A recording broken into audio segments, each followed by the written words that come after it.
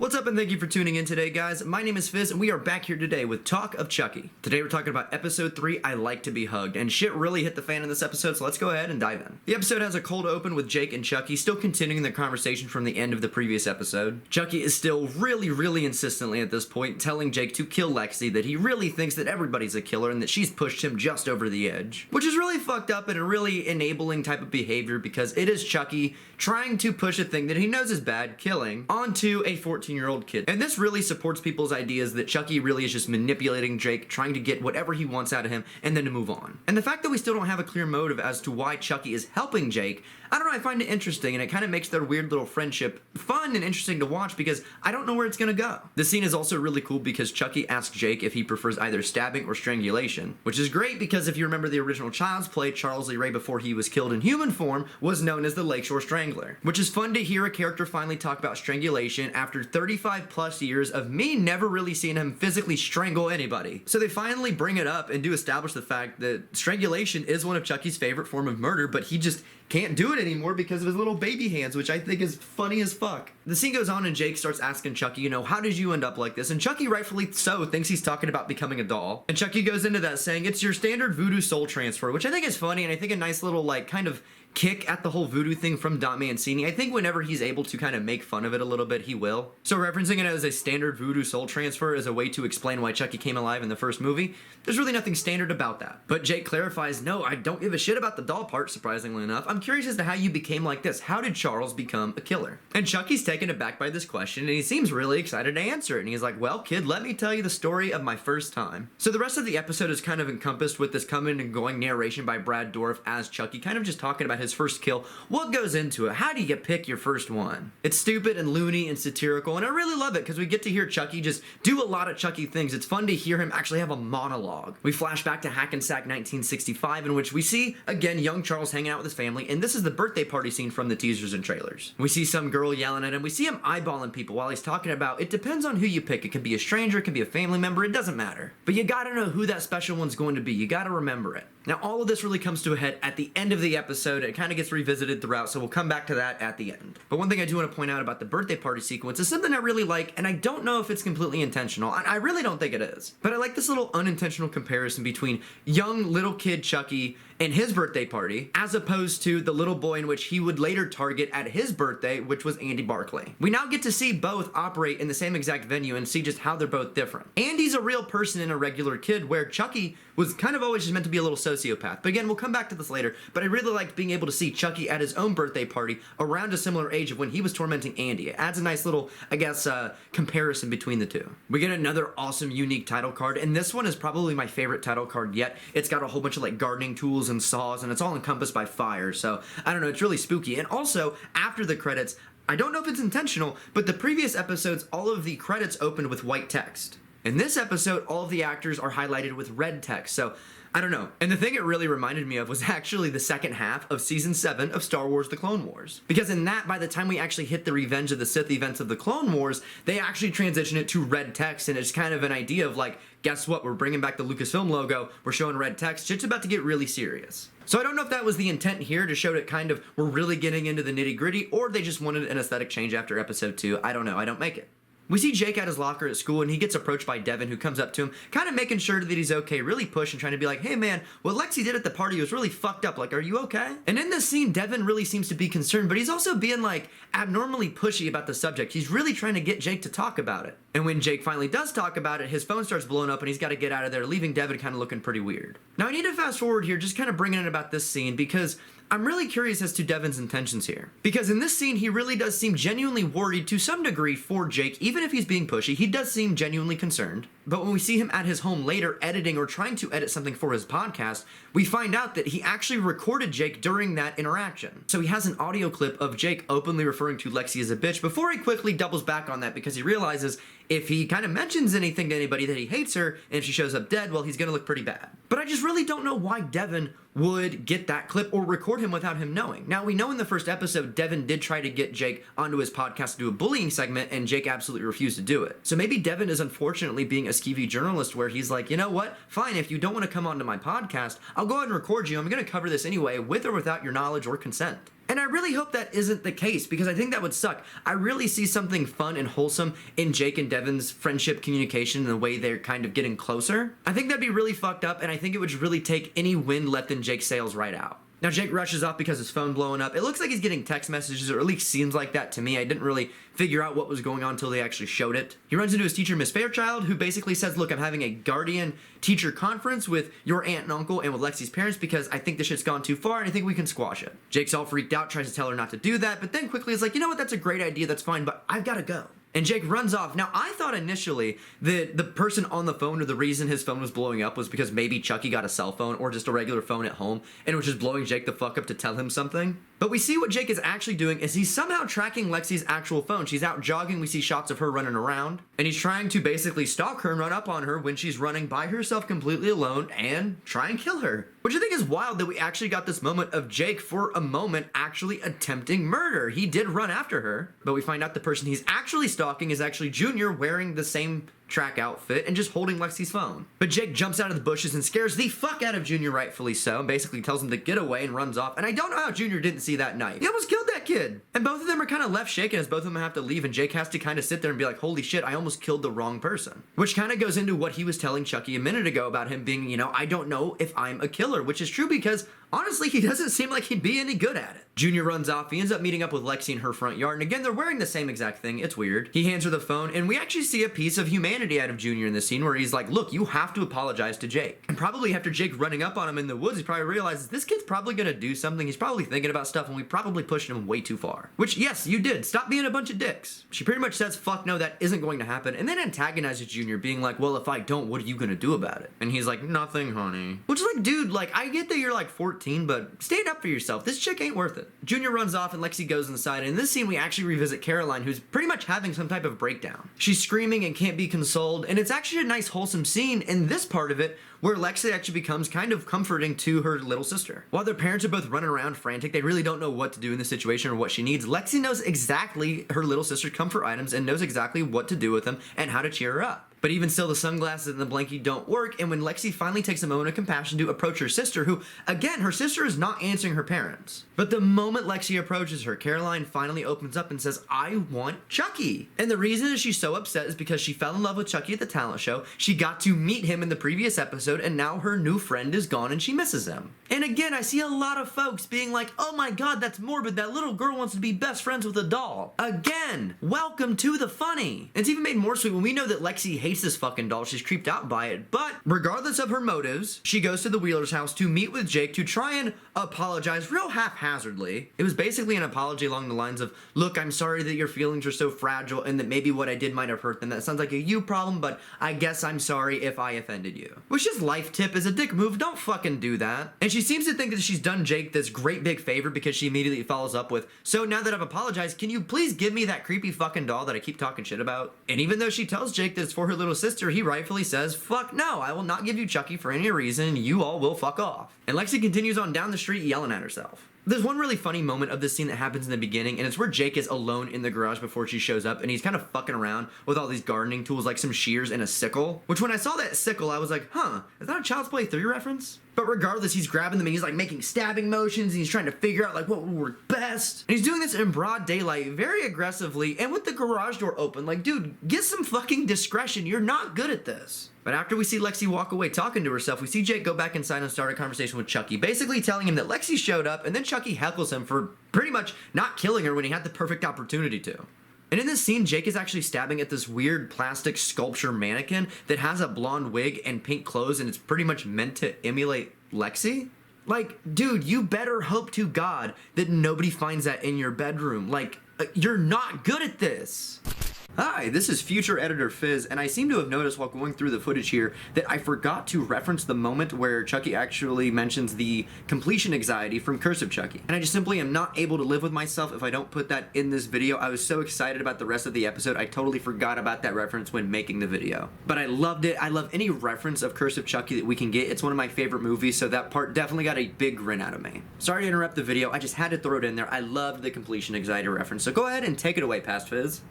But Chucky's like, well, I guess I gotta do your dirty work for you, so let's give her what she wants, which is him. So Chucky concocts the idea to basically give her me, I'll go in there, I'll go ahead and finish the job. Now also in this scene, the puppet for Chucky as it's sitting next to the bed and it takes the knife from Jake, I love the puppet in this scene. It looks phenomenal. The way it's emoting, just every single close-up they get of the good guy doll in this series, and in this shot specifically, looked exactly out of Child's Play 2. The doll looks incredible, especially in broad daylight, natural light. It looked so good in this sequence, I just had to point that out. But then we see that this plan did work, at least enough for Jake, because we see him taking the doll over to Lexi and giving him to Lexi and her little sister. As he's walking away, as they both come back into the house with the doll, he's kind of resonating with what he's just done. He's kind of freaked out. He's almost confident at first, but as the reality kind of hits him as he's walking away, you can see a bit of regret on his face. We go back inside and we can see that Caroline's already having a tea party with Chucky, which is super adorable, really precious scene. He says he likes to be hugged. Even Caroline's mom asks for a hug and he gives her one without actually killing her. He gave her an actual hug. And then this hilarious shot of Chucky actually whispering in Caroline's ear. If you listen close, you can hear him actually whispering.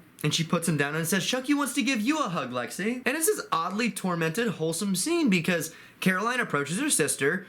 It's all Chucky's doing, but Chucky's like, yeah, sure, like, I know that she hates me, so let's go ahead and get close and make this worse. But you also have Caroline giving her sister a hug, who her sister believed, or just stating in the last episode at least, that she hated her. But as we can see at the beginning of this episode, there is a kinship. Lexi very genuinely does have a soft spot for her little sister. And if not a soft spot, a very genuine understanding of her situation and why Caroline needs the special attention that she does. Even her parents get a nice little aw moment out of it. So it's just a nice little wholesome scene that I think, again, really adds to the tone of Child's Play. People are going to say it's morbid, but that's the idea of it. You're going to tell me a killer doll chasing a kid around in the 80s on a 6th birthday trying to kill him specifically and steal his body wasn't morbid? It's always been, to a sense, morbid, and the idea behind that is that one of the overarching themes of Child's Play, in my opinion, is the destruction of innocence. So to kind of dig into that and get a kind of new generation Andy Barkley out of Caroline is oddly and workingly adorable. Now, as soon as Lexi and Caroline's parents leave the house, it is like on a dime's notice that immediately Chucky starts shimmying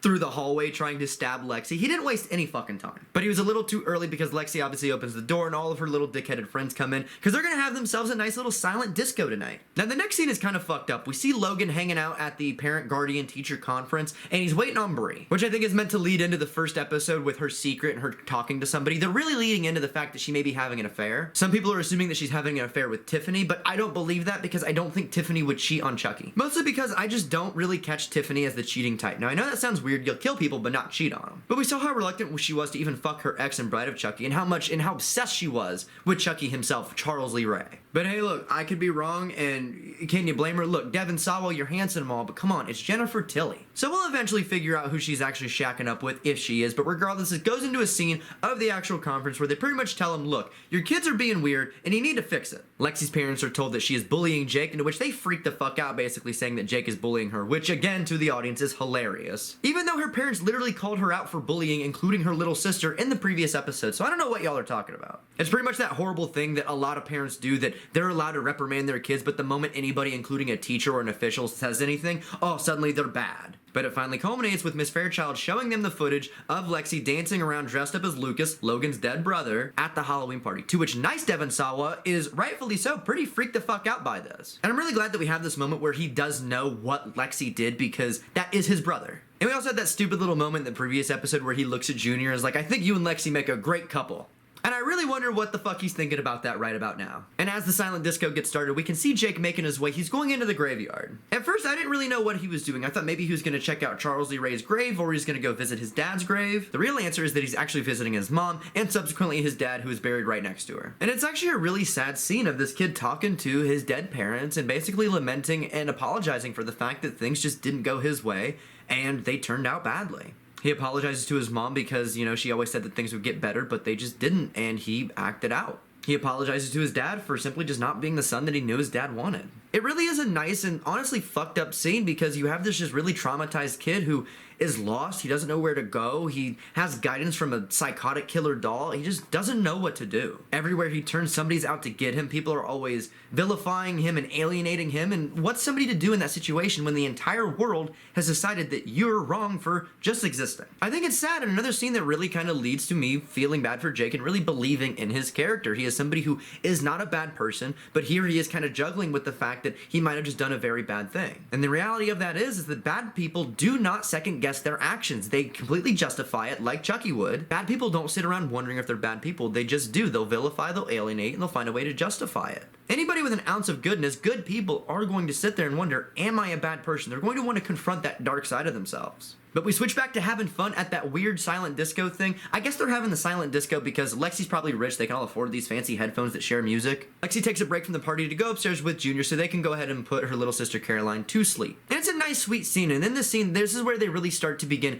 humanizing Lexi, really showing us that, look, she might be a dickheaded teenager, but she is just that. She is a kid, and some people are misguided. Because she genuinely does have that soft spot for her little sister, because when Caroline asks her to sing for her, pretty much without even arguing it, Lexi does. And we get this really nice cover from Olivia Allen Lind of Don't Fear the Reaper, which is such a weird lullaby for a kid. If I was Caroline, I'd be laying in bed like, Reaper? What? Where? Ah! She tucks in Caroline and then makes sure Chucky's tucked in as well. And Chucky's tucked in actually a little too tight because we get the sequence where he actually says, hey, I'm gonna go kill your sister, that was in the first trailer.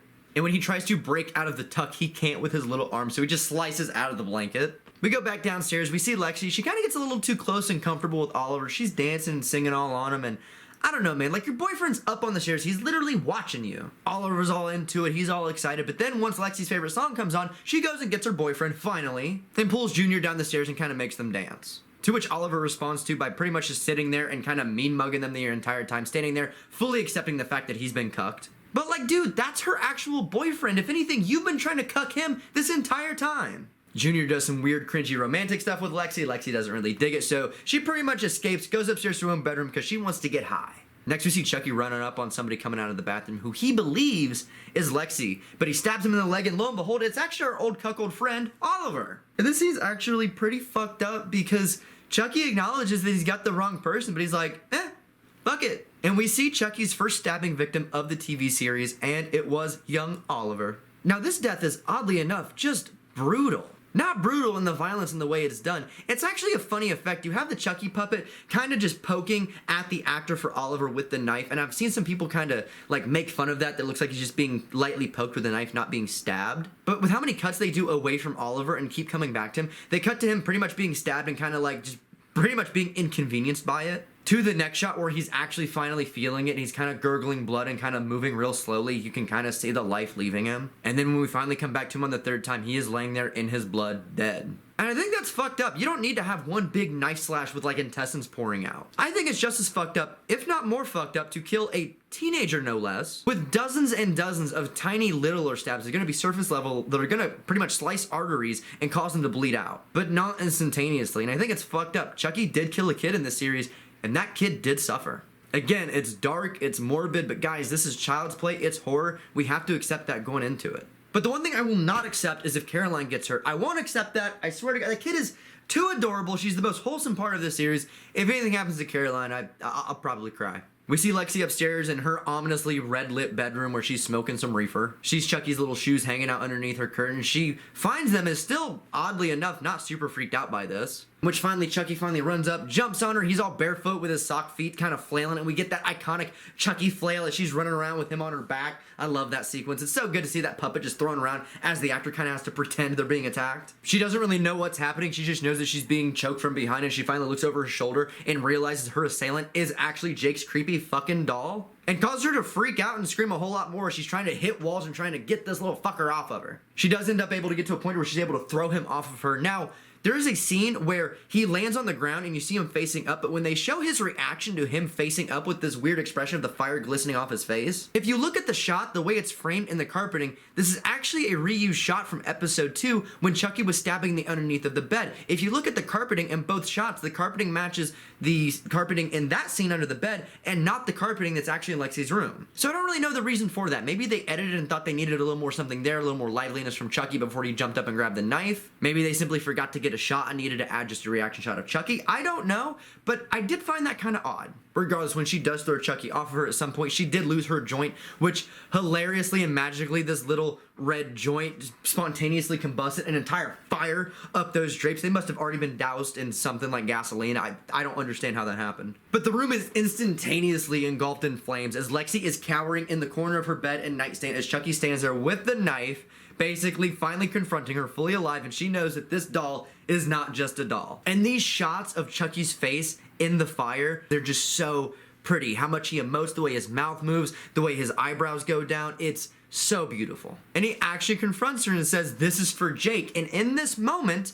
now I know that they said the series would be unedited, and it is unedited to the point to where we do get blood, we get violence, we get fuck bombs, we get shits, we get whatever we need, but we don't get all of it because Chucky actually ends up getting bleeped. And he literally tells her, "This is for Jake, you fucking little." And a lot of folks are trying to figure out what he said, which was cut, which it's pretty easy to ascertain. It's pretty much believed that he called her some form of the C word, which is a big no-no on TV over here. So if that is what he said, I'm not surprised, and it pretty much is a given. He called her some type of form of "see you next Tuesday." We see a shot of Lexi screaming and reacting, and next we see probably again one of the most beautiful shots of the doll that we've ever seen. And we can see Chucky holding the knife and laughing maniacally as this entire room burns around both of them. What a perfect fucking shot, man. Now here we actually switch back to Hackensack 1965, checking in on young Charles. We see him go downstairs and see his dad being stabbed to death in the chest by the serial killer that's been mentioned on the radio broadcast throughout the flashback sequences. This is the killer that's been running around in 1965, killing a whole ton of people. I guess this dude found his way into the Ray family home, killed his dad, and when he followed Charles and his mother upstairs into the closet where his mother hid with them, he got a really interesting surprise because we finally end up discovering Charles' first victim. As this psycho ends up opening the door to hopefully find his next two victims, he finds a little boy sitting there with this woman's dead and mangled body where she has multiple stab wounds to her abdomen. That's because in this moment, young Charles saw his opening, he grabbed his Swiss Army knife from on top of his dresser, and while waiting in the closet to, I don't even know how to get him out of getting killed. I don't think that was the idea. I think he was just like, well, I saw somebody do it, and I think it'd be fun. Let's try it. Killer opens the door, looks at the body, looks at Charles, gives him some friendly killing advice before wiping his knife clean and sending him on his way. Left Charles alone and just walked down the street into the sunset. What the fuck? And right here we have our reason. We have our origin for Charles Lee Ray. And that reason is no reason. There is no reason for his insanity. He wasn't abused. He didn't have a bad childhood. He had the exact opposite exactly. And I think that's the idea that they're trying to pretty much illustrate here, that sometimes people don't have this weird, crazy origin story. Not everybody is turned into a psychopath. Sometimes they're just born that way. He's not the embodiment of evil with the blackest eyes or the devil's eyes. He didn't watch his own mom get killed on their own sacred campgrounds. He's not the bastard son of 100 maniacs. He just is. And when you have all these origin stories that are pretty much dedicated to uncovering the origins of these characters, of Leatherface or of Jason or Michael Myers, and why they became the killers they did, it's pretty cathartic to see that sometimes they're not. Sometimes you can have somebody just like Charles Lee Ray who's just born a sociopath. And if you watch the behind the scenes snippet after the episode where they talk to Don Mancini and Brad Dourif about this, it pretty much says that, there is nothing to that. He just is evil. Which is true, and unfortunately, some people just are. Some people don't have this weird, deep backstory. Sometimes people are just fucked up. Which I think is really interesting, and it really doesn't take away any type of mystery to Charles Lee Ray. I think there's just enough in there to still play with, and enough ominous mystery of his origins where we really don't know anything. I think that's the fun thing about Chucky. We genuinely never know what he's actually thinking, only what he's saying to us. But after the killer walks down the street, we transition into a slow fade in of Chucky still laughing maniacally, holding the knife.